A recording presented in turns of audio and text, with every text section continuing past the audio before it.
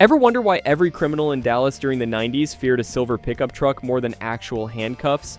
That wasn't just any truck. That was Walker's Ram. The truck that defied physics, logic, and occasionally gravity itself. We're about to reveal 20 facts about Walker's 1995 Dodge Ram 1500 that prove this truck was tougher than Chuck Norris's beard. And that's saying something. Some of these facts are so bizarre, even the show's stunt coordinators couldn't believe they got away with them. Today, we're counting down the wildest secrets behind television's most indestructible pickup. The truck that made roundhouse kicks look reasonable by comparison. Before we deliver some Texas-sized justice, hit that like button and subscribe. The eyes of the Ranger are upon you.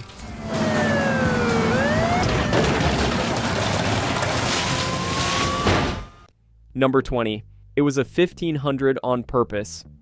This one makes no sense. 0. Walker's chasing armed criminals, ramming through walls, jumping ravines, flying off buildings.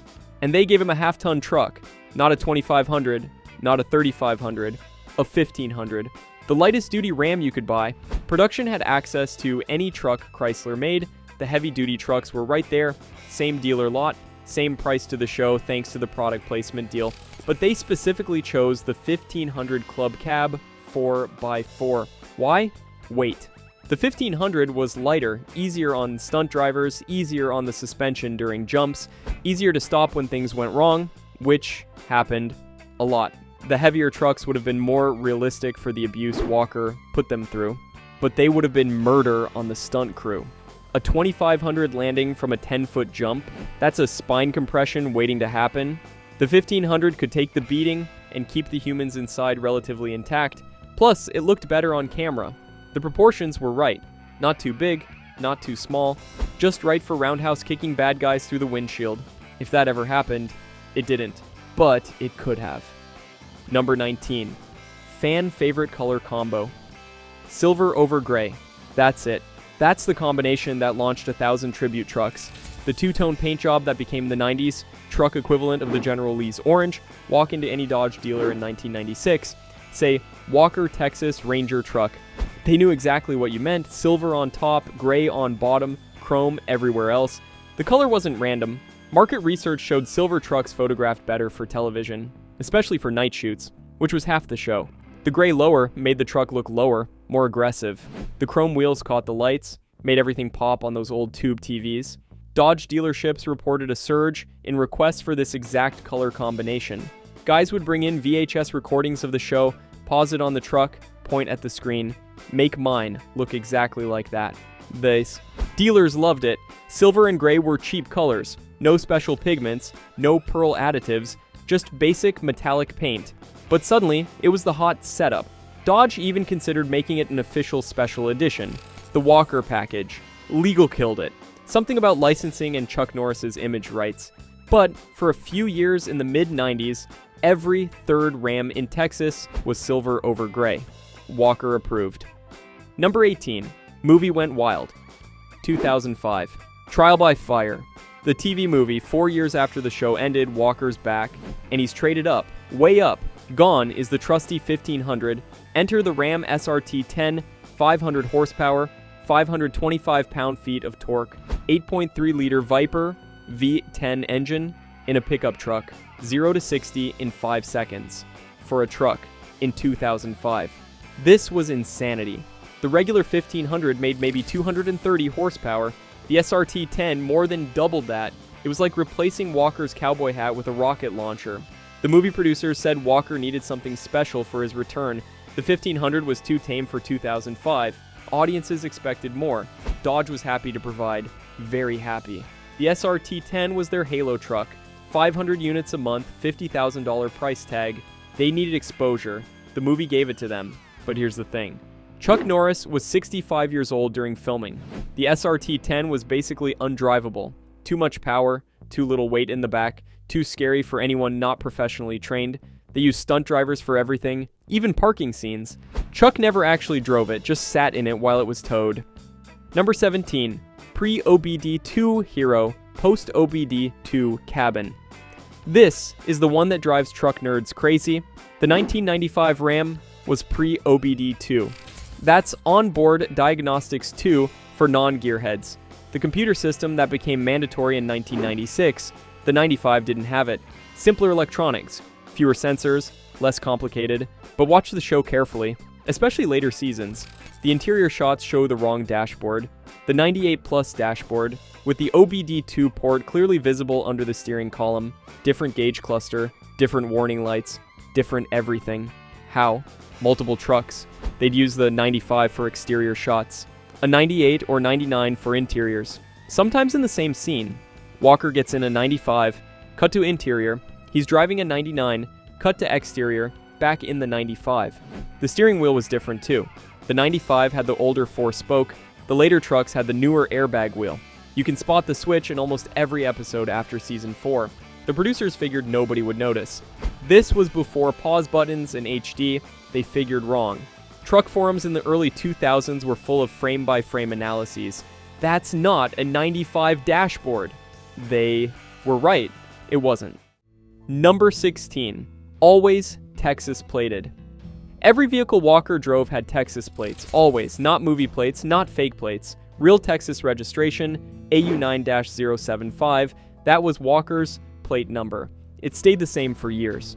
Through different trucks, through crashes, through explosions, same plate.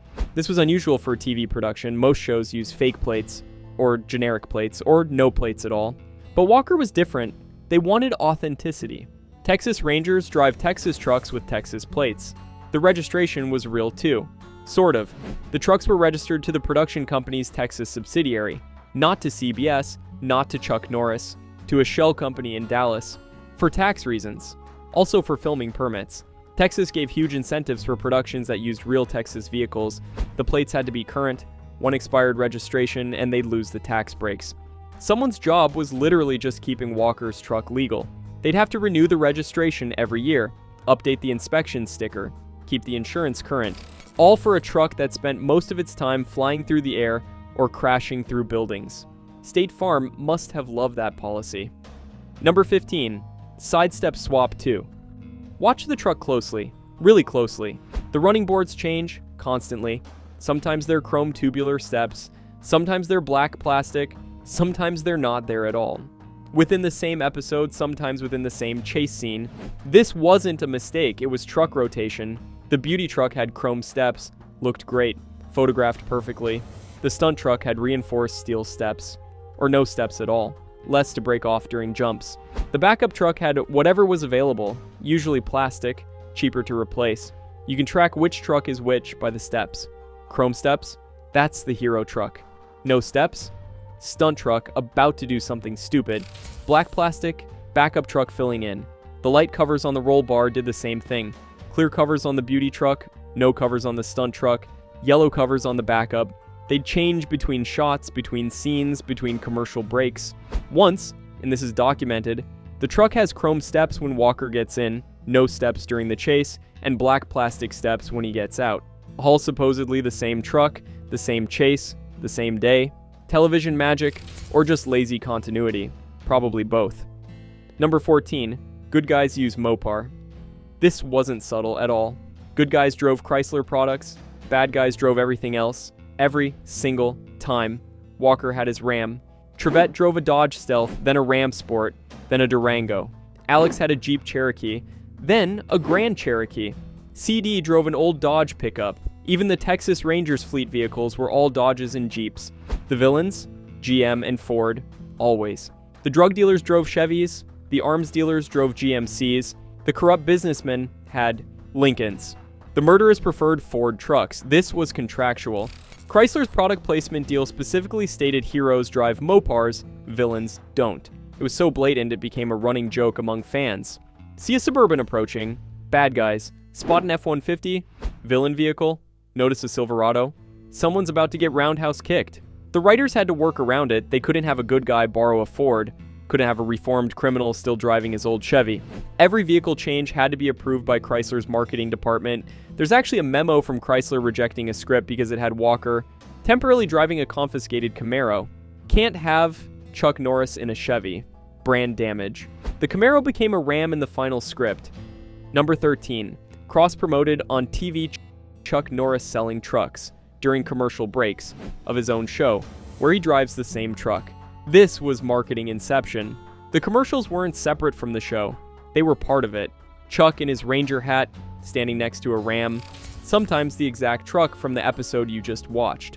When Texas Rangers need dependable transportation, the commercials ran exclusively during Walker Texas Ranger.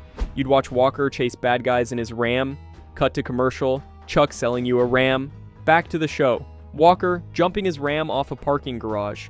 It was relentless and brilliant. Chrysler paid for product placement in the show, then paid for commercials during the show, then cross-promoted both in print ads.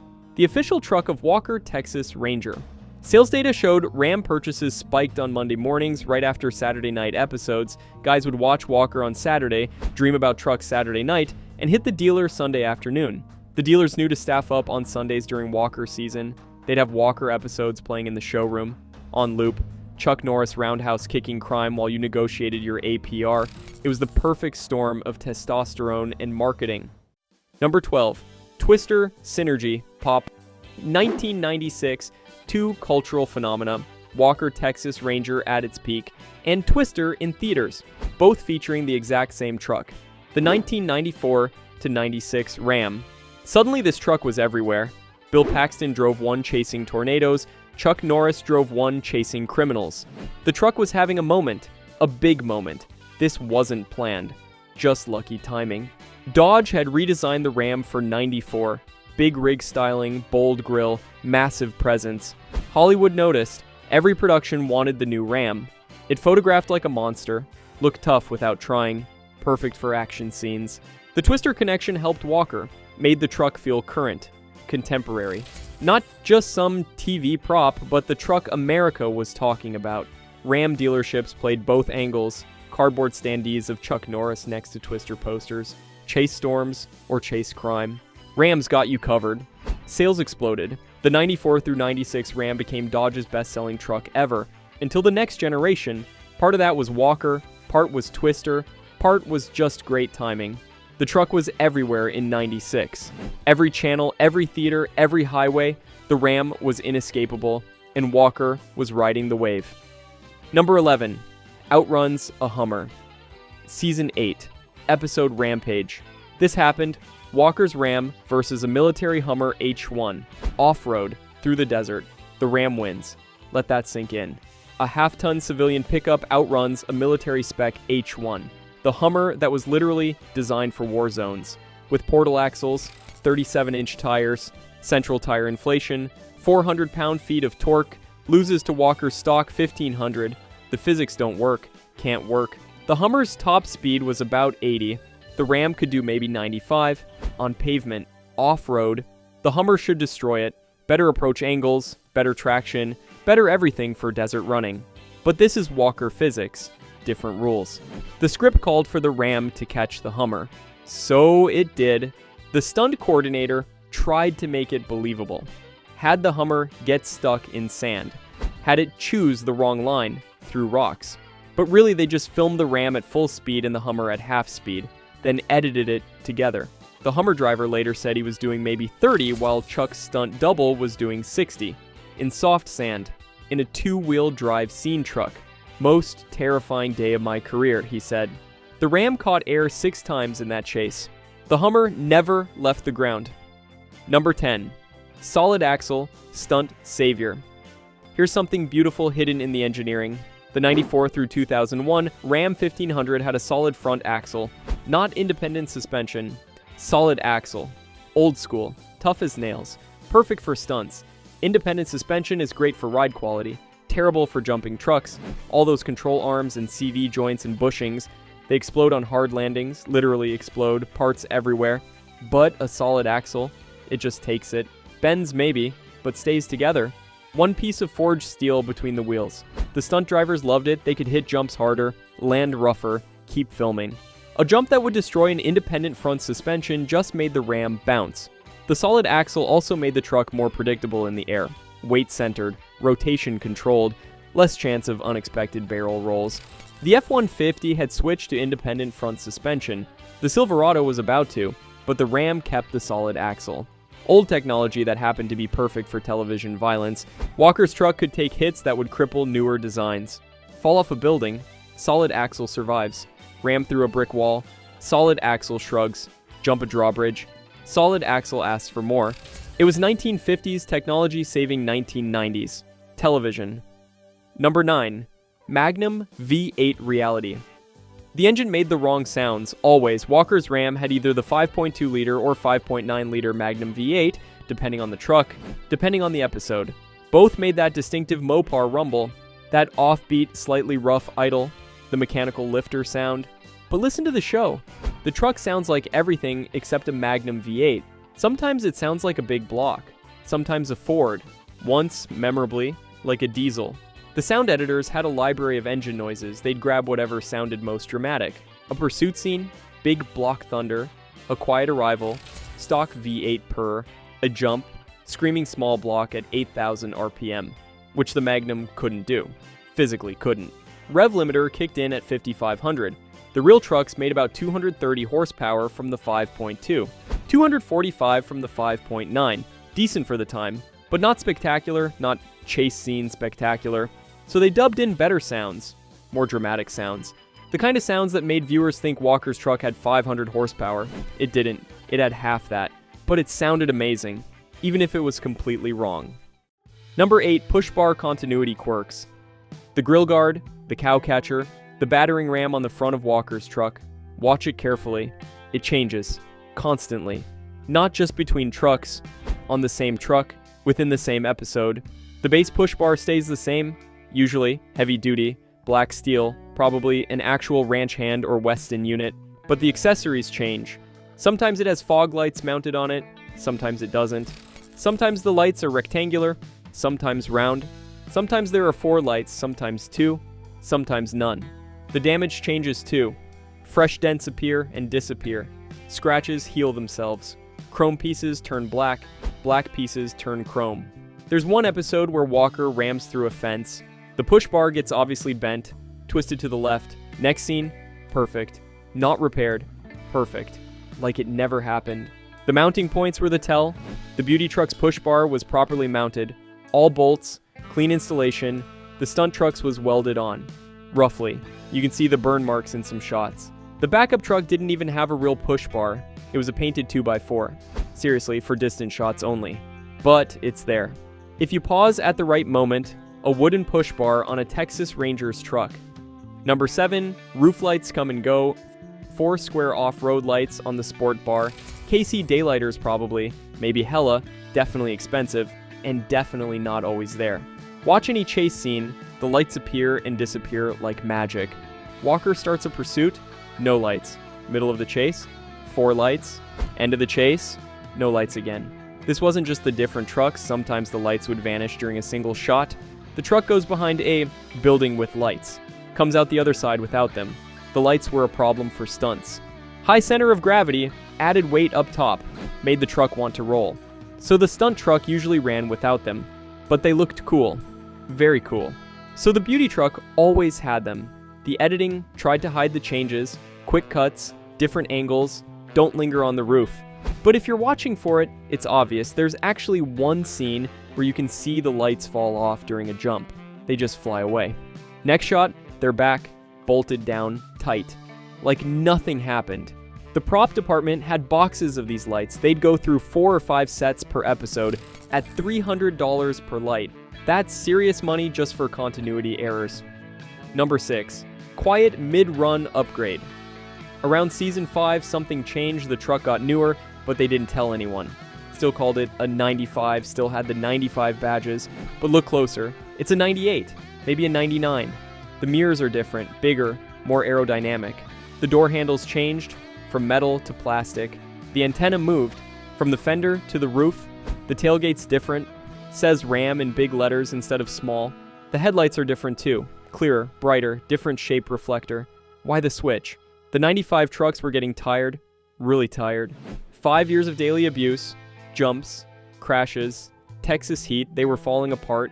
Chrysler offered new trucks, current models. The 98 design was similar enough to pass. Same basic shape, same color options, same character, but everything was slightly different. The production hoped nobody would notice. Keep calling it a 95. Keep the same license plate. Pretend nothing changed. but truck guys noticed immediately. Forums lit up. That's not a 95. I mean, check the mirrors. Look at the bumper. The show never acknowledged it, never explained it. Walker just kept driving his 95 that was obviously 3 years newer. Number 5, interior giveaway shots. The dashboard told the truth, always, no matter how hard they tried to hide it. The 95 had the old dashboard, square gauges, simple design, no airbag. The 98 had the new dashboard, round gauges, curved design, driver airbag standard, passenger airbag optional. You can't fake a dashboard, can't swap it quickly. It's there or it's not. Watch Walker get in his truck. 95 exterior, cut to interior, 98 dashboard, every time after season 5. The seats were different too. The 95 had low back buckets, flat, basic. The 98 had high back buckets, bolstered, supportive, different fabric, different color even. Gray in the 95, tan in the 98. They tried to match them. Seat covers sometimes, strategic shadows, camera angles that avoided the dashboard, but you can't hide everything. The steering wheel gave it away. The 95 had no airbag. The 98 did. Completely different wheel, different horn pad, different everything. There's one episode where Walker's driving and you can clearly see the airbag warning label on the 98 visor in the 95 truck. That supposedly never had airbags, time travel, or just sloppy production. You decide. Number 4, several Rams rotated at minimum 3 trucks. Probably 4, possibly 5, definitely more than 1. The beauty truck was perfect, waxed, polished, chrome gleaming. This was for dialogue scenes, close-ups, arrivals, the hero shots, never did stunts, never went off-road, babied like a show car. The stunt truck was beat to hell. Reinforced frame, roll cage hidden inside, racing seats, 5-point harnesses, skid plates everywhere. This truck did the jumps, the crashes, the building ramming. It got rebuilt constantly, sometimes weekly. The backup truck filled in when the others were broken, which was often. It was a mix of parts, different year components, whatever kept it running. It did everything neither of the other trucks could do. There might have been a 4th truck, an insert truck, just for rolling shots. No interior, towed behind a camera car. Some crew members remember 5 trucks total, but the documentation's fuzzy. Trucks would get damaged beyond repair, get replaced, get rebuilt, get renumbered. By season 8, even the production didn't know how many Walker trucks existed. They just knew they had trucks. Somewhere. Probably. The transportation captain's job was just making sure something silver showed up each morning. Number 3. Prop plate. Constant AU 9-075. Remember that number. It's on every Walker truck. Every season. Every episode. No matter which truck, no matter what year. Same plate. This created problems. Legal problems. You can't have multiple vehicles with the same license plate. That's fraud. In Texas, where they were filming, with real plates, the solution. Only one truck was legally registered at a time. The others had dealer plates, or no plates. They'd swap the real plate between trucks, sometimes during shooting. There's behind-the-scenes footage of a grip running plates between trucks, like a very boring relay race. The plate itself became famous. Fans would spot it, take pictures, try to run the registration. It came back to that shell company in Dallas. Not helpful. After the show ended, the plate disappeared. Nobody knows where. CBS doesn't have it. Chuck doesn't have it. The prop department doesn't have it. It just vanished, probably in someone's garage, on their own silver Ram, living the dream. There are now hundreds of replica AU 9-075 plates. Etsy sells them. eBay too. Every Walker fan with a Ram wants that plate, but the real one, gone. Like it never existed. Number 2, signature spec on screen. 1995 Dodge Ram. 1500 Club Cab SLT 4x4. That's the official spec. But let's get specific. Really specific. Brilliant silver metallic over slate gray, two-tone with the mid-body molding, chrome bumpers, chrome grille, chrome wheels, 15-inch factory alloys, not aftermarket, factory. SLT trim meant cloth seats, power windows, power locks, cruise control. The middle trim level, not basic, not fancy, just right for a Texas Ranger. 4x4 with the NP231 transfer case. Part-time 4-wheel drive, no all-wheel drive nonsense. Automatic transmission, always. The 46RH 4-speed, never a manual. Walker didn't have time for clutches. The sport bar was aftermarket. Probably Go Rhino, black powder coat, not chrome. Chrome would have been too flashy. The push bar was aftermarket too. Ranch hand or similar. The lights were KC daylighters, the 100-watt version, the illegal version. The Nerf bars were Weston, chrome, 3-inch round tube. This exact spec became legendary. Dealers would build tribute trucks, same colors, same options, same accessories. They'd charge thousands extra. People paid it, happily, to drive Walker's truck, or as close as civilians could get. Number 1, not Walker's first truck. The biggest secret, the one everyone forgets. Walker didn't start with the Ram. Season 1, 1993. Walker drove a GMC Sierra K1500, extended cab 4x4, burgundy over silver, completely different truck. General Motors had the product placement deal first, 1 season, 3 episodes technically, since season 1 was just the pilot arc. But Walker started in a Chevy product. The switch happened between seasons, GM out, Chrysler in, new truck, new look, new everything. The Ram arrived in season 2, 1994, right when Dodge had redesigned it. Perfect timing. The bold new look, the big rig styling. It made Walker look tougher, more serious. The GMC looked dated by comparison. Soft, rounded, too friendly for Texas justice. But here's the thing. Chuck preferred the GMC, said it rode better, handled better, was quieter inside. The Ram was a truck, rough, loud, harsh, perfect for the character, terrible for the actor. Chuck spent 8 years bouncing around in that Ram, bad back, sore neck, ringing ears from the wind noise. Most uncomfortable vehicle I've ever professionally driven, he said once, then laughed. Because he'd made millions from that uncomfortable truck. The fans never knew, never suspected. Walker loved his Ram, even if Chuck didn't.